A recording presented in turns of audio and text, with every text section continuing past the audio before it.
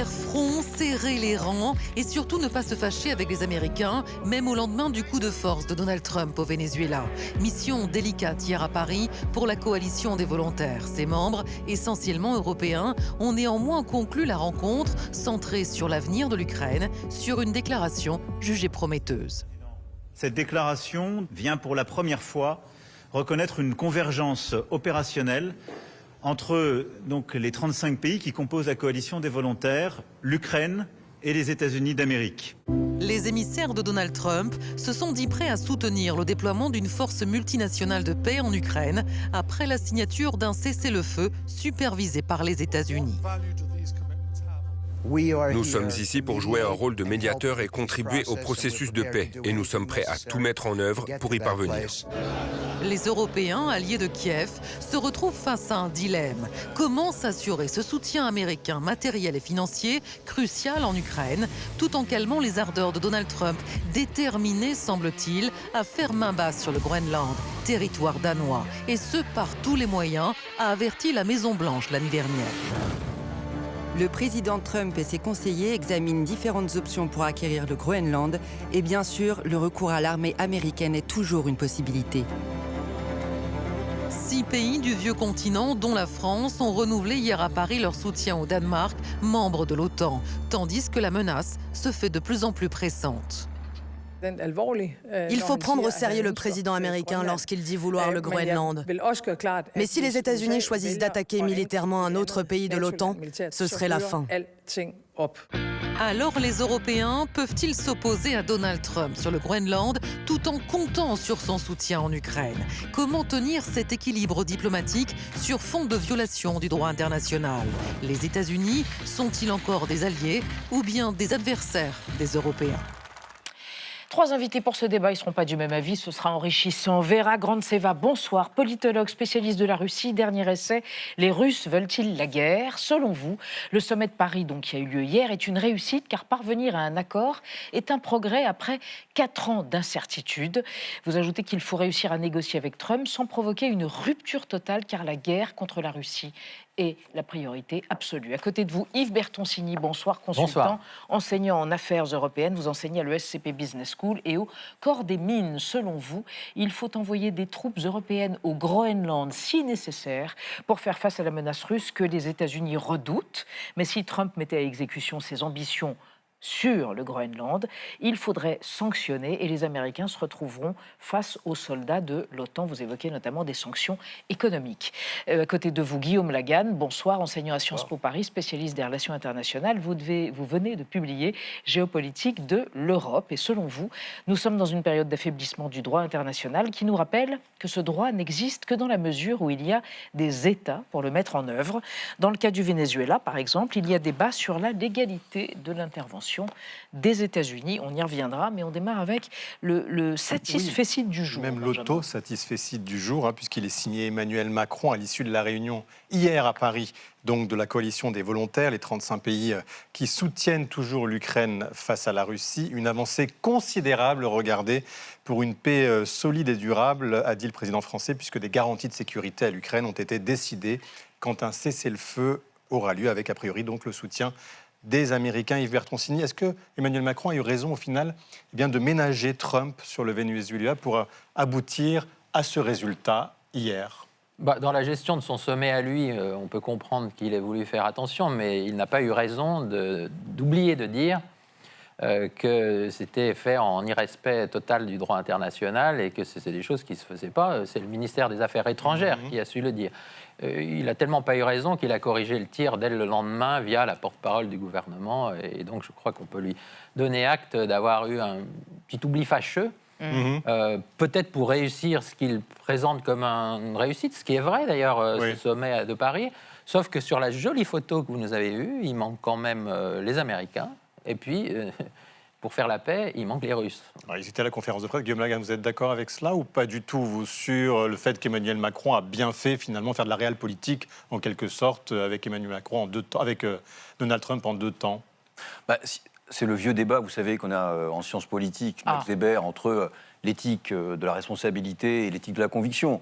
du point de vue des convictions, évidemment qu'on doit défendre les principes, défendre les valeurs, etc. Mais M. Macron, lui, il est en responsabilité. Il a cette difficulté qu'on ne peut pas avoir des garanties de sécurité solides en Ukraine sans le soutien américain. Donc, il aurait été, un jour avant la conférence, difficile pour lui de condamner M. Trump. Donc, il n'a pas fait de courbette, comme le dit Raphaël Glucksmann, par exemple, à Donald Trump. Je pense qu'il a eu une attitude réaliste en relations internationales. Pragmatique. Varun Gantseva, alors justement sur le résultat de cette coalition des volontaires, qu'est-ce que vous en pensez? Est-ce que c'est encourageant ou est-ce que vous dites comme Volodymyr Zelensky, qui a estimé qu'il n'avait pas eu de réponse claire de la part des Européens, notamment en cas de nouvelle attaque des Russes? À mon avis, c'est plutôt du progrès et c'est plutôt positif pour l'Ukraine. Pourquoi? Parce que ça donne les perspectives aux Ukrainiens. Qu'est-ce qui va se passer au moment quand le cessez-le-feu sera acté? Bon, on n'est pas là encore en ce moment-là. Mais quand même, ça rassure les Ukrainiens que les Européens sont prêts à engager. En novembre 2025, les Européens ont pu se mettre d'accord sur un prêt pour l'Ukraine qui aussi garantit la stabilité financière pour l'Ukraine, qui est très, très important parce qu'on sait que l'Ukraine galère aussi au niveau financier. Il faut aussi des fonds, de l'argent pour maintenir en fait l'état de l'Ukraine et aussi l'aider à se défendre contre la Russie. Donc, ce qui a été fait hier, donc il y a quelques jours, c'était plutôt une bonne chose pour le futur de l'Ukraine et ça a rassuré les Ukrainiens par rapport à l'engagement européen, même s'il est limité. On est bien d'accord. Et Bertoncini, justement, sur ce que dit Volodymyr Zelensky, lui, il a l'air un petit peu hésitant quand même sur ses résultats. Est-ce qu'il faut s'en réjouir? Non, mais en théorie, on peut s'en réjouir. Je l'ai dit, c'est une réussite sur le papier. Mais d'abord, il faut un cessez-le-feu. Oui. Qui fait feu? Ce sont les Russes. Les Russes, ils n'étaient pas là. Est-ce qu'ils ont dit qu'ils allaient arrêter de faire feu? Je ne crois pas. Ce qui a été adopté hier à Paris, ça permet, dans l'hypothèse d'un cessez-le-feu, d'apporter des garanties de sécurité à l'Ukraine. Avec ça une permet force multinationale. aux Européens de faire leur part du travail. Ce qui a été rappelé déjà, c'est que financièrement, ils vont la faire, puisqu'il y a plus de 90 milliards d'euros qui vont être prêtés à partir de ce printemps. Et puis, sur le terrain, il y aura probablement, nous dit Emmanuel Macron, des troupes françaises, des troupes britanniques, des Allemands, mais sans doute pas en Ukraine, peut-être pas d'Italiens, peut-être des Canadiens. Donc, mais ça, c'est dans l'hypothèse d'un cessez-le-feu, d'un gel du conflit. Ce n'est pas dans l'hypothèse d'une poursuite du conflit, dans un contexte de lâchage des Américains, qui en effet sont utiles sur certains segments technologiques, munitions, surveillance. C'est pour ça qu'il y a une prudence vis-à-vis d'eux. Ce qu'ont dit les émissaires américains hier à Paris, c'est bon à entendre. Que dira l'oncle Donald quand ils leur feront rapport à leur retour? Ben, écoutez, ça pourra varier d'un jour à l'autre. Et donc, c'est vrai que en fait, ça fragilise un peu l'édifice. C'est le beau-père, l'un des deux émissaires, oui, c'est ça, Jared Kushner. Alors, on va revenir à cette force multinationale. Avec vous, Anna, à quoi est-elle censée ressembler? Dans la déclaration d'intention qui a été signée hier par Volodymyr Zelensky, Emmanuel Macron et Keir Starmer, il était donc question du déploiement d'une force multinationale européenne en Ukraine, dès lors qu'un cessez-le-feu sera entré en vigueur. Alors le symbole est fort, mais les contours précis le sont un peu moins. À ce stade, on ne connaît ni les effectifs de cette force, ni les contributions de chaque pays de l'Union européenne. Emmanuel Macron a donc annoncé qu'il envisageait d'envoyer plusieurs milliers de soldats en Ukraine pour surveiller et sécuriser la frontière russo-ukrainienne, mais pas pour combattre, a-t-il tenu à rappeler.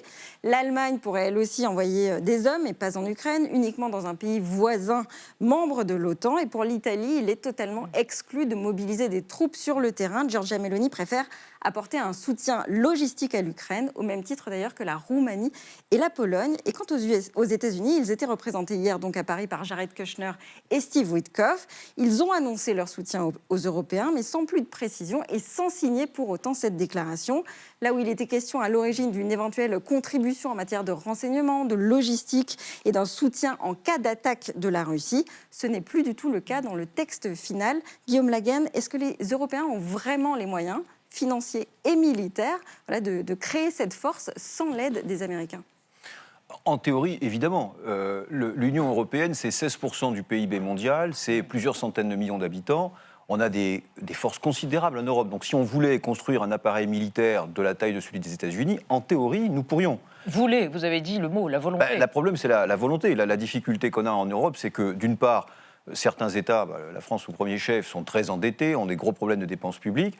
Et puis d'autres États se disent que finalement, construire une force européenne alors qu'on est allié avec les États-Unis, ça n'aurait pas grand sens. Et là, vous avez aussi, chacun est renvoyé à sa géographie. Vous parliez de la Pologne et de la Roumanie. Eux, évidemment, sont très intéressés par un effort militaire face à la Russie. Dès qu'on est du côté de l'Espagne, de l'Italie, ça paraît quand même beaucoup plus théorique. Maintenant, ce que je voudrais dire, c'est que cette force, elle n'existe pas encore. Mais quand même, le fait qu'on est sur la photo les États-Unis et les Européens ensemble à Paris pour en discuter, je pense que du côté de Moscou, ça a quand même été vécu comme une mauvaise nouvelle. C'est quand même une avancée. Vera Grandserre, vraiment, vous pensez que ça a été vécu comme ça par les Russes? Parce qu'on se demande si les engagements de Steve Witkoff sont ceux de Donald Trump, si ce n'est pas lui qui décide in fine, contre l'avis de ses conseillers. Oui, sur Steve Witkoff, effectivement, le Kremlin peut avoir un autre avis, vu les connexions personnelles entre les deux hommes, entre Witkoff et Poutine. En même temps, voir cette photo où il y a effectivement plusieurs leaders européens qui sont réunis et qui arrivent à avancer, ça déçoit le Kremlin. Ça va à l'encontre des plans qui ont été annoncés par Poutine depuis 2022. Parce qu'il faut aussi se rappeler que tout le calcul de Poutine dans cette guerre en Ukraine, c'était sur la faiblesse de l'Europe. C'était sur l'incapacité de l'Europe de se réunir, assumer, être ensemble, agir ensemble. Et même si ça n'a pas un format peut-être où tous les pays européens sont inclus, je parle de l'Hongrie ou de la Slovaquie par exemple, néanmoins ça montre la capacité de l'Europe de discuter, d'agir ensemble et d'avancer dans l'aide à l'Ukraine. Donc oui, c'est embêtant. Après, Poutine va attendre que l'Europe va passer à l'acte. Donc juste se rencontrer et promettre, c'est une chose. Pour l'instant, pour Poutine quand même, les Européens restent ceux qui n'ont pas de volonté politique pour agir et pour vraiment se défendre. Mais Yves Bertoncini, double jeu des Américains, donc alliés sur l'Ukraine avec les Européens et adversaires sur le Groenland. C'est un double jeu? C'est quoi? Alors, il y a une partie Parce qu'ils ont réitéré leur menace d'intervention armée, les Américains. Sans doute un peu, qui est un jeu affairiste, je pense, qui d'ailleurs a été explicité à un moment en Ukraine, c'est-à-dire l'exploitation des minéraux critiques, qui pouvait d'ailleurs donner lieu à des rapprochements américano-russes, y compris sous l'égide de M. Witkoff. On voit bien ce qui s'est passé récemment au Venezuela. Bon, ça, c'est un peu plus loin de nous, mais enfin, on voit bien, et ça, c'est assumé pour mettre la main sur des ressources en hydrocarbures. En Groenland, ce n'est pas tellement la sécurité nationale qui est en question. La sécurité du Groenland, elle est assurée, y compris avec une base militaire américaine, dans le cadre d'un accord de défense qui date de 1951. Bien sûr qu'il y a un problème sécuritaire au Groenland. Il y a eu jusqu'à 10 000 soldats américains pendant la guerre froide.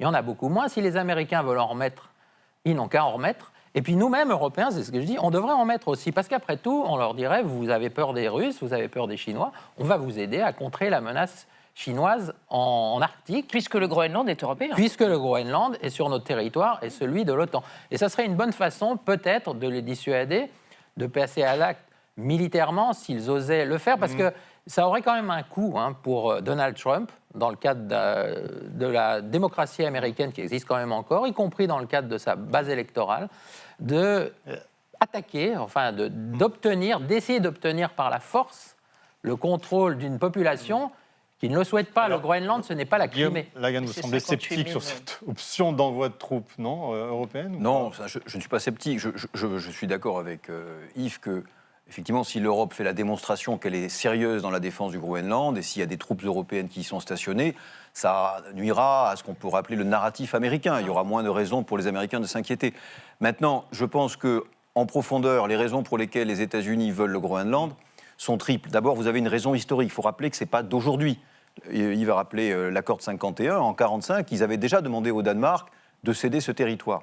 Ensuite, la deuxième raison, c'est que dans la dimension très psychologique que prend la politique américaine, pour M. Trump, il est un peu devant l'histoire. Il se dit, si je suis le président qui a accru le territoire américain, je resterai. Et si vous voulez, d'un point de vue purement réaliste, on ne peut pas lui donner tort. C'est vrai que l'entrée du Groenland dans les États-Unis, oui, ça serait une date historique, on en parlerait encore aujourd'hui. Regardez l'Alaska. Quand elle est rentrée dans la... C'était il y a 150 ans. C'était il y a 150 ans, mais rappelez-vous qu'il a mis sa présidence sous le patronage de McKinley, qui est le président justement de la fin du 19e, qui était partisan de l'impérialisme américain. Et enfin, le dernier élément, c'est qu'au-delà, je pense, des ressources économiques du Groenland, dont franchement les Américains n'ont pas tant besoin que ça, parce qu'ils ont déjà beaucoup de ressources internes, et puis en plus elles sont compliquées à obtenir, etc. Je pense qu'il y a quand même une vraie inquiétude aux États-Unis par rapport à la Chine. C'est-à-dire que ce qu'il faut bien comprendre, c'est que contrairement à nous, qui regardons les Américains pour nous protéger. Les Américains ne regardent personne. Il n'y a personne sur la planète, à part eux-mêmes, qui peut les protéger. Mais se projette dans un conflit avec la Chine même ? Ce conflit, pour certains experts, a déjà commencé. C'est-à-dire qu'on est déjà dans, sans employer des grands mots, une troisième guerre mondiale avec la Chine. Ils savent que c'est leur adversaire numéro un. Et donc, je pense que dans la logique de ceux qui entourent M. Trump, ils veulent constituer autour du territoire américain un glacis, comme on en avait pendant la guerre froide. Et donc, c'est comme ça que je peux relier l'intervention au Venezuela, les menaces sur Cuba et le Groenland. Parce que quand vous regardez le Groenland, vous l'avez dit tout à l'heure, c'est la première base face à la Russie. C'est potentiellement aussi un territoire qui pourrait être colonisé, en tout cas influencé par la Chine, notamment s'il devenait indépendant. Donc, il y a de véritables préoccupations de sécurité. C'est pour ça qu'on va l'aider et qu'on va renforcer avec les Danois. Et Emmanuel Macron, quand vous serez ministre des Affaires étrangères. Rendons-lui justice. Dès l'été dernier, en allant sur place, avait proposé aux Danois d'envoyer des troupes européennes pour manifester que les Européens, bien sûr, prennent au sérieux ces considérations, ces angoisses sécuritaires. Moi, je crois qu'il y a surtout, y compris pour l'entourage de Donald Trump, la volonté d'aller s'accaparer quelques ressources. Les États-Unis en ont peut-être pas besoin, mais l'entourage de Donald Trump peut-être aussi. Vera Grandser, vous y avez vu aussi une forme d'hostilité de Trump à l'égard de Poutine ou pas ? Ils ont même arraisonné un bateau à nouveau là, de pétrole qui venait du Venezuela. D'un côté, oui, c'est hostile à Poutine. L'enlèvement de Maduro, les captures des bateaux avec de fantômes russes, de flottes fantômes russes. En même temps, ce qui fait Trump, ça arrange le Kremlin. Sur le Groenland notamment. Oui, sur le Groenland notamment. Pourquoi ? Parce que ça nuit les Européens. Et ça aussi brise finalement l'alliance militaire des Européens qui était protégée par les États-Unis. Mais surtout, ça confirme la vision du monde que Poutine essaie d'imposer en fait au monde entier, qui consiste à dire que c'est la force qui c'est l'impérialisme et l'expansionnisme. Voilà, c'est dans quelque sens, ça légitime ce qu'a fait Poutine. Depuis une semaine en Russie, la presse se jubile parce qu'ils disent que voilà, finalement, notre opération militaire spéciale, ça s'inscrit parfaitement dans le monde... L'opération militaire spéciale, c'est l'agression de l'Ukraine. Exactement, c'est la guerre en Ukraine que Poutine mène depuis 2022. C'est-à-dire la stratégie des empires. Voilà, donc d'un côté, du point de vue de ses intérêts assez immédiats dans l'Amérique latine, comme Venezuela, parce que la Russie quand même utilisait pas mal le pétrole, aussi vénézuélien, ça ne l'arrange pas. En même temps, ça confirme et ça joue en sa faveur, du point de vue plus général de la géopolitique et de la vision du monde que Poutine essaie d'imposer aux autres. Guillaume Galligan, vous confirmez et c'est un clou de plus dans le cercueil du droit international au passage ?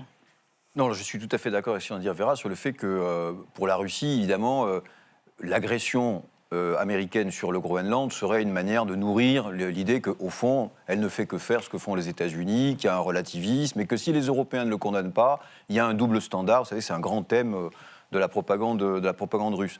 Alors, s'agissant du droit international, ce qu'il faut prendre en compte, c'est que le droit international porte un peu mal son nom. Si vous ne laissez pas exactement le droit au sens où on l'entend dans un pays. Dans un pays, quand le droit est violé, vous allez voir le juge et puis ensuite, vous avez le policier.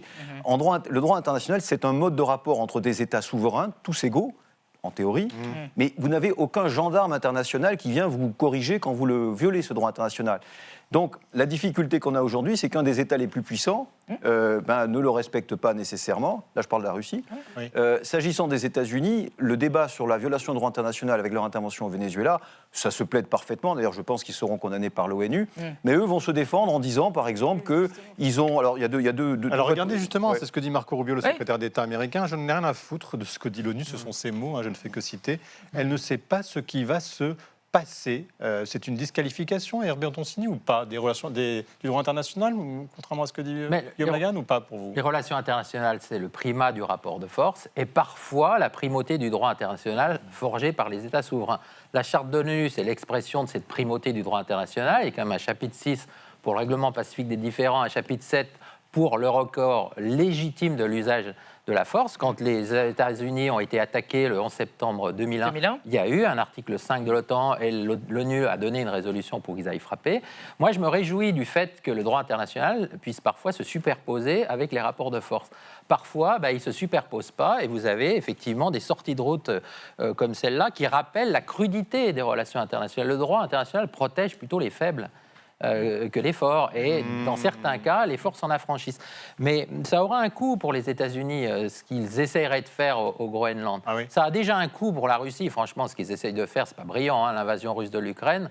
Au début, ils voulaient faire quelque chose à la Venezuela. Ils avaient prévu de venir chercher Zelensky, de l'enlever. Ils ont raté. Donc maintenant, ils piétinent. Malheureusement, et heureusement, les Ukrainiens défendent l'Ukraine vaillamment. Nous devons les aider parce que c'est la ligne de front des Européens et que nous serions les prochains sur la liste. Mais là, le droit n'a plus grand-chose à voir là-dedans. Dans tous les cas, la France veut défendre ce droit. Sur cette possibilité d'une annexion du Groenland, écoutez ce que dit le ministre des Affaires étrangères français, Jean-Noël Barrot. Le Groenland n'est pas à vendre. Il appartient aux Groenlandais. Quant à une éventuelle intervention par la force, même si je ne fais pas de politique ou de diplomatie fiction, pour un pays de l'OTAN, de s'en prendre à un autre pays de l'OTAN, ça n'aurait aucun sens et surtout, ça serait absolument contraire aux intérêts des États-Unis. Vera Grandseva, quand on entend ça, c'est pas ce que dit Trump. Il a ses intérêts qui ne sont pas forcément ceux des Européens. Et là, il y a un vrai conflit d'idées idéologiques entre l'Europe et les États-Unis, non ? Oui, bien évidemment. Déjà, c'est le territoire de l'Europe, dans le sens plus large. Même si on sait que ce territoire est sorti de la communauté économique européenne en 1985. Néanmoins, c'est pas en soi même la question de Groenland, c'est plutôt la question de comment les États-Unis agissent dans les relations internationales. Donc, s'ils se penchent uniquement sur l'utilisation de la force, effectivement, ça donne la carte blanche en fait aux autres pays, souvent aux dictateurs qui annexent les pays et envahissent les pays voisins. Taïwan pour la Chine, l'Ukraine pour la Russie. Effectivement, les États-Unis avaient un potentiel, ce qu'on appelle dans les relations internationales du soft power. Ils avaient cette puissance douce de l'attraction, de l'admiration par rapport à leur réussite, parce que néanmoins, malgré tous les pays, il y a tous les problèmes, il y a aussi les problèmes aux États-Unis au niveau économique, au niveau d'égalité. Néanmoins, c'était aussi un exemple d'une réussite en tant qu'un pays multiculturel, un pays qui aussi a pu lancer beaucoup de projets internationaux. Donc, les États-Unis, c'est plutôt ça la question. Le problème, c'est qu'ils utilisent uniquement la force, tandis qu'ils auraient pu utiliser leur soft power, leur puissance d'attraction, pour plutôt pousser vers l'autre type de relations internationales, qui sont basées sur le droit international. Guillaume Galligan, pas d'accord ? Non, évidemment que je suis d'accord. Les États-Unis, ils ont un soft power. Évidemment qu'il faut qu'ils l'utilisent. Et là, l'annexion du Groenland irait à l'encontre de cette politique. Maintenant, ce que j'observe quand même, c'est que depuis 3 ans, depuis la guerre en Ukraine, on voit bien qu'on est en train de sortir du monde que nous avons connu sur les 3 dernières décennies, qui est un monde justement qu'on voulait dominer par le droit international et où on voulait que les rapports internationaux soient plus doux que durs. Le problème, c'est que face à des compétiteurs comme la Russie ou la Chine, qui sont des puissances militaires considérables, les États-Unis doivent aussi faire la preuve de leur détermination. Si vous voulez, dans le monde des relations internationales, c'est un monde extrêmement brutal, un monde de voyous. Vous n'avez pas, je le répète, vous n'avez pas de gendarme. Vous ne pouvez pas aller voir le juge et lui demander raison. Donc, raison. des deals, c'est ça l'idée, en fait, Toncini, de Donald Trump, c'est finalement la menace de la force pour arriver à un accord au final, comme il le fait dans toutes ses relations aujourd'hui internationales. Sauf qu'il avait dit qu'il réglerait le conflit russo-ukrainien en un jour. Donc c'est vrai que ça commence à faire long pour lui. Il veut quoi ? Il veut racheter le Groenland ? Moi, je pense qu'il veut favoriser l'extraction, drill baby drill, de matières premières critiques au Groenland, y compris au profit de ses proches. Et en effet, peut-être en s'inscrivant dans un grand rêve américain d'appropriation des terres dans les pas de ses prédécesseurs. Après, les Européens ne sont pas démunis contre ça, parce qu'au-delà de mettre des troupes éventuellement pour faire comme si on coopérait tout en dissuadant, quand il avait montré ses muscles du point de vue commercial, il y a eu une crise obligataire, c'est-à-dire qu'on a arrêté d'acheter des bons du Trésor américain. Donc nous avons des lois sur le digital, nous allons évidemment les appliquer, mais ce n'est pas ça qui va nous désarmer, bien au contraire, ça va nous encourager. Et donc il y a des façons de tenir en respect l'hubris extractiviste et expansionniste de Donald Trump. Quelle belle formule, ce sera le mot de la formule de la fin. Merci à tous les 3 d'être venus débattre, c'était éclairant et passionnant.